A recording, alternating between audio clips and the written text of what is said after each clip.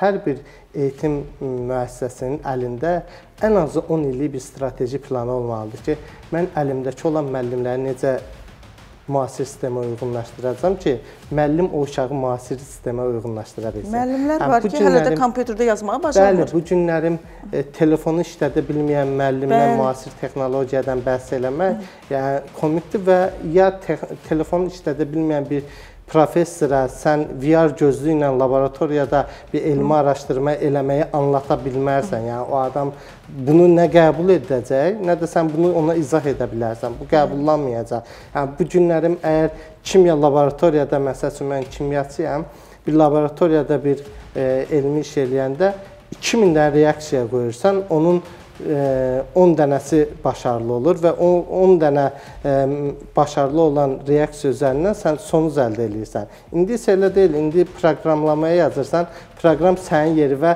o ehtimalları çıxardır. Hansı şəraitdə qoyacağın reaksiyanın başarılı olma ehtimalı nə qədərdir? Bunu çıxardır, sən 1000 dənə yerinə 10 dənə reaksiya edirsən. Yəni artıq dünya dəyişir, sistem dəyişir. Bunu qəbul edən professorlar lazımdır. Bunu qəbul edən orta məktəb müəllimləri lazımdır. Bunu qəbul edən bağça müəllimləri lazımdır. Çünki uşaq